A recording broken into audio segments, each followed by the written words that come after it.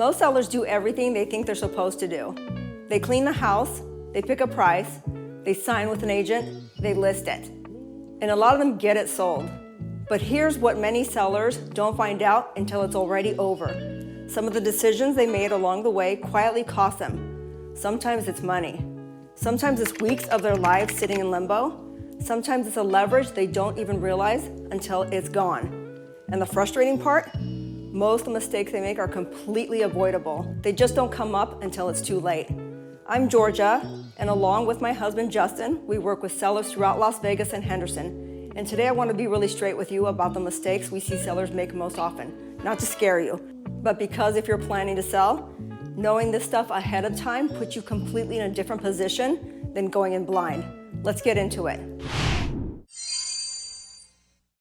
Mistake 1, choosing an agent based on the highest suggested price. This is probably the single most common mistake we see, and it's one of the most costly. When you're sitting down with agents and one of them tells you your home is worth $625,000 while everyone else is around $590,000, it's really tempting to go with that person. It feels like they see the value in your home, like they're going to fight for you. What's actually happening a lot of the time is called buying the listing. Some agents will let you know the number they know you want to hear, just to get you to sign with them. And then a few weeks later, after your home has been sitting and that initial excitement has worn off, they come back and have a conversation about reducing the price. By then, the damage is already done. The first 2 weeks on the market, when your listing is brand new, when buyers are watching, when the platforms are pushing it, that window is gone. And getting that momentum back is really hard. The agent who gave you the most accurate, honest number from the start was actually doing more for you, even if it wasn't for you and what you wanted to hear at the moment. Mistake 2, spending money on the wrong improvements. Sellers want to put their best foot forward before listing, and that's the right instinct. The mistake is in where they direct that energy and money. We've seen sellers put in brand new countertops in the kitchen. Buyers are going to want to fully renovate it anyways. We've seen expensive landscaping added out in the front yard when the interior needed the attention first. We've seen light fixtures upgraded in rooms that photograph dark no matter what you put in them. The improvements that actually move the needle before listing are almost never the big ticket items. It's the deferred maintenance that buyers notice immediately. The scuffed baseboards, the cabinet door that doesn't close right, the grout that needs cleaning, the wall that needs touch-up paint, the burnt out light in the closet. Individually, those things seem tiny, but when a buyer walks through and notices 5 or 6 of them, it creates a feeling. And that feeling is, what else is being neglected here that I can't see? So before you spend anything, get a clear picture of what buyers in your price range are actually expecting. Because not every dollar you put in comes back to you, and some improvements give you nothing back at all. Mistake 3, letting emotions drive the pricing decision. The one is completely understandable, and it still costs sellers every time. Your home is personal, you've lived there, you've made memories there, you put money and time into it over the years. And when it comes up to price, a lot of sellers, whether they realize it or not, are pricing based on what they feel the home is worth or what they need to walk away with rather than what the market is actually telling them. The market doesn't care what you paid for the home. It doesn't care about the renovation you did 4 years ago or how much you love the backyard. Buyers are looking at what else is available right now for the same money, and they're making a comparison. When a home is priced based on emotion rather than data, it sits longer than it should. And the longer it sits, the more questions buyers start asking, even if nothing is wrong. The sellers who approach this as a financial transaction, who stay objective even when it's hard, almost always end up in a stronger position than the ones who let the emotion lead. That doesn't mean you have to give the home away. It means you let the data set the strategy. Mistake 4, making showings difficult. I want to be empathetic about this one because I know how disruptive it is to have your home on the market while you're still living in it, especially with kids, pets, a full schedule. It's a lot. But here's the reality. Every showing that gets declined or pushed back has a cost. Buyers who are actively looking and seeing multiple properties, if they can't see yours today, most of them don't wait around. They schedule something else, they fall in love with it, and your home never gets a fair shot. And this matters most in those first few weeks when interest is at its highest. That's exactly when you have maximum traffic through the door, because that's when competition interest happens. That's when buyers feel urgency. That's when you have the most leverage as a seller. So as uncomfortable as it is, being as flexible as possible with showings early on is one of the most simplest, effective things you can do to protect your outcome, even if it means stepping out for an hour on a Tuesday evening. Mistake 5, waiting too long to respond to what the market is telling you. Once your home is live, the market starts giving you information almost immediately. How many showings are you getting? What's the feedback saying? Are buyers scheduling and then canceling? Are they coming through and going quiet? All of that is data, and that is the mistake a lot of sellers make, not acting quickly enough.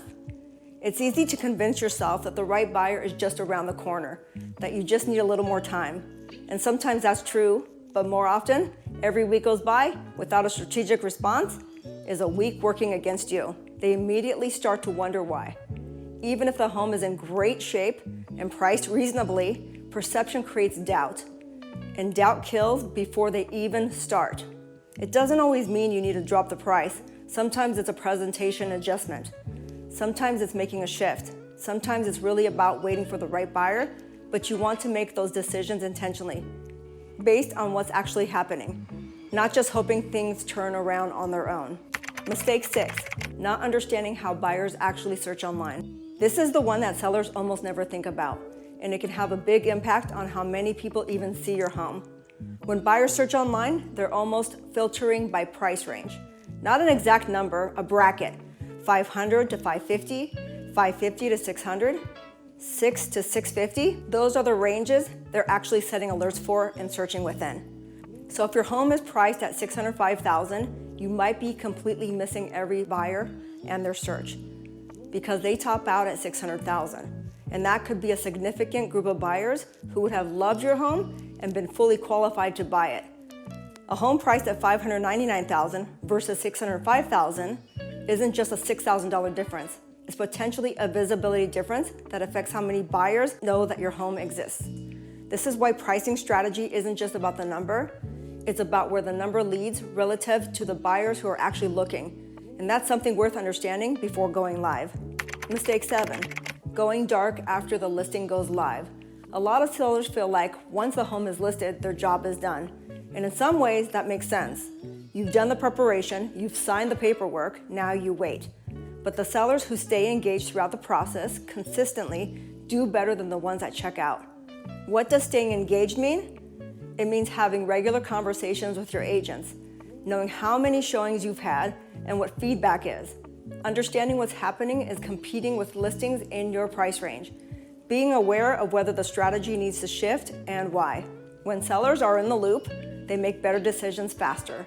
They're not caught off guard by a price reduction conversation because they've been watching the same data that their agent has. They're not shocked when the offer comes in at a lower price than expected, what the market has been saying. A listing going live is the starting line, not just the finish line.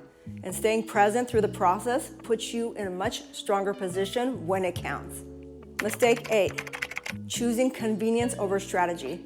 The last one is something sellers don't always recognize in themselves until after the fact. Sometimes sellers make decisions throughout the process based on what's easiest in the moment, rather than what's best for their outcome. Accepting the first offer quickly just to be done with it, without taking the time to fully evaluate it. Agreeing to concessions that they don't need on the table, and rushing to the timeline because the uncertainty feels uncomfortable. Selling a home is a big financial transaction, and it deserves to be treated like one. That doesn't mean being difficult or unreasonable. It means being thoughtful, taking the time to understand what you're agreeing to, asking questions, making sure the decision you're making is in your best interest, not just the fastest path to being done. None of these are things that make someone a bad seller. They're just easy to fall into, especially if you haven't been through this process in a while, or you're doing it without somebody in your corner who's willing to be straight with you. The good news is every single one of them is avoidable when you know what to look for going into it. If you're thinking about selling in Las Vegas or Henderson, you want to sit down and talk through your specific situation. No pressure, just a real conversation. Our contact information is below. And if you want to stay current on what's actually happening in this market, make sure you subscribe. We put out regular content on real data, real homes, and things that actually help you make a better decision, whether you're buying or selling. We'll see you in the next one.